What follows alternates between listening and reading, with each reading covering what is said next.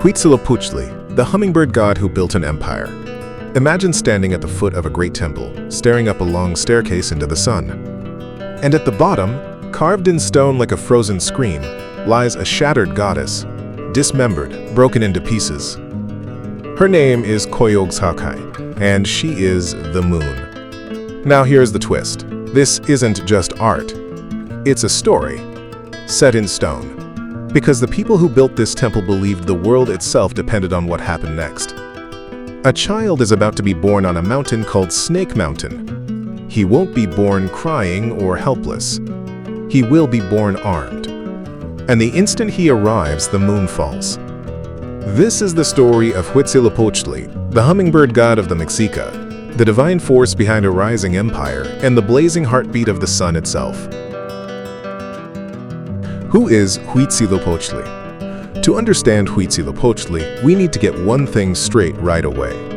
He isn't a distant, gentle sky god. He is a god of motion, of pressure, of the sun pushing up over the horizon like a warrior forcing open the gates of night. For the Mexica, who we often call the Aztecs, Huitzilopochtli was their patron deity, their protector, their divine commander, the god who didn't just bless their city, but led them to it. His name is often translated along the lines of hummingbird of the left or hummingbird of the south, and either way it points to something important. Direction matters. For the Mexica, the cosmos wasn't random. It was arranged, like a sacred map. And Huitzilopochtli sits at a very specific point on that map, the place where heat, fire, and war live. If you were to meet him in a painted manuscript, one of the codices, you'd likely recognize him by vivid blue paint, feathers, and hummingbird symbolism. And sometimes, he carries a terrifying weapon, a fire serpent, a blazing mythic force of destruction. Because this isn't a god who negotiates with darkness. This is a god who defeats it. Pronunciation plus a quick Nahuatl note. Huitzilopochtli. WEE-tsee-loh-POCHT-lee. And here's a quick detail that actually matters for the story. In Mexica, cosmology left and south can overlap in meaning depending on how you're orienting the sacred directions. So when you hear people translate the name differently, left or south, it's not always a contradiction. It's a clue. The Mexica didn't just imagine gods floating in space. They placed them in a cosmic geography. And Huitzilopochtli belongs to the burning side of that map. The birth on Coatepec, sun versus moon versus stars. Now we reach the myth that explains everything. It begins with a goddess named Coatlicue, whose name is often understood as she of the serpent skirt. She is ancient, powerful, and connected to the raw forces of life and death. One day, Coatlicue is sweeping at a sacred place, doing her duties, tending the holy ground, when something strange happens. A bundle of feathers descends or appears, and in different versions of the story, she tucks it into her clothing. And then, she becomes pregnant. To her children, this is not a miracle. It is an insult, a scandal, a betrayal. Because Coatlicue already has offspring, many of them, and they interpret this mysterious pregnancy as shameful. Leading the outrage is a daughter, Coyolxauhqui, the moon. And behind her gather her brothers, often called the 400, which in Mesoamerican storytelling can mean countless, too many to name, a crowd as vast as the stars themselves. So picture the scene. A mountain called Coatepec, Snake Mountain at night. The moon rallies the stars. They march upward with murder in their hearts, determined to kill their mother before the child can be born. And Coatlicue, alone, stands at the top. This is the moment where the myth becomes a cosmic drama. Because what's about to happen is not only a family tragedy, it's sunrise. As Coyolxauhqui and the 400 storm the mountain, the unborn child speaks from within the womb, promising protection. And then, at the peak of the attack, Huitzilopochtli is born, not as a baby, as a fully armed warrior.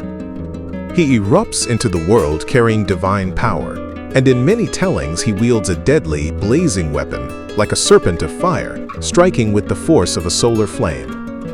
In seconds, the battle turns. The stars scatter. the attackers break. And Coyolxauhqui, proud, furious, leading the charge, meets the full force of her brother's violence. She is defeated. And then she is cast down the mountain. The moon falls from the sky. And suddenly, the meaning is clear. Every dawn is this battle replayed. The sun rises as a warrior, pushing back the night. And the moon retreats, overthrown, down the slope of the world. And here's the part that makes this myth feel almost eerie. The Mexica didn't leave it in the clouds. They built it on Earth. From myth to migration, why the Mexica followed him. The Mexica didn't begin as rulers of a massive empire. They began as migrants, outsiders, wanderers, a people searching for a home. And Huitzilopochtli, this fierce sun war god, was not just worshipped. He was followed. According to the migration traditions, the Mexica left a place often called Aztlan, part homeland, part legend, and traveled for years, guided by divine instruction. Sometimes the god speaks through priests, sometimes through omens, sometimes through visions, but the core idea stays the same. Huitzilopochtli is not simply their god, he is their destiny. And then comes the famous sign. An eagle connected to the sun, seen perched on a cactus in a place surrounded by water. That sign becomes the foundation story, the moment the Mexica claim the site where they will build Tenochtitlan, a city that will rise from a lake, a city that will become a center of power, a city built, in a sense, to serve as the stage where the sun keeps winning. Because if your patron deity is the conquering sun, then your city is not only a home, it's a statement. The Templo Mayor, a city building a mountain for its god. At the heart of Tenochtitlan stood the Templo Mayor, the Great Temple. And it wasn't just a temple. It was a sacred model of the universe. A constructed mountain in the middle of a lake city. And it had something fascinating, 2 major shrines on top. One for Tlaloc, connected with rain, fertility, and agriculture, forces that keep people alive. And one for Huitzilopochtli, connected with war and the sun, forces that keep the world ordered. Food and fire, rain and blood, life and conquest. Twin powers, side by side. Now here's the key. The Huitzilopochtli side of the temple wasn't just dedicated to him in a general sense. It echoed Coatepec, Snake Mountain, which means the temple wasn't only a place of worship. It was a recreation of the birthplace myth. And at the base of that sacred staircase, the one leading up to Huitzilopochtli's shrine, archaeologists found something extraordinary. A massive carved stone disc showing Coyolxauhqui, the moon, broken. The Coyolxauhqui Stone discovery. In 1978, workers in Mexico City hid a huge stone beneath the streets, an accidental discovery that helped spark major archaeological excavation around the Templo Mayor. And what they uncovered wasn't just ruins. It was a story. Because that Coyolxauhqui carving, placed at the foot of the temple stairs, matches the myth perfectly. The moon, defeated, cast down the mountain. It's like the Mexica didn't just remember their sacred battle. They made sure you could walk it, step by step. Why build a mountain? So why do this? Why build a mountain in stone right in the middle of your capital just to replay a myth? Because in many ancient societies, power isn't only about armies. It's about meaning. If your temple is Coatepec and your god is the sun warrior who wins at dawn, then every ritual, every procession, every climb up those steps is saying, this city is the place where the cosmos stays in balance. This city is where the sun is fed. This city is where order defeats chaos. And it also sends a message to everyone watching, from citizens to rivals to conquered peoples. Our God wins, and our God lives here. That's not just religion. That's political reality, built in stone.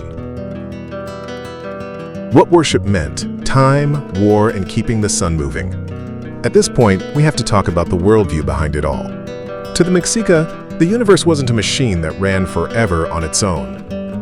It was more like a struggle, an ongoing contest between forces that want the world to continue and forces that want it to collapse. The sun is not guaranteed.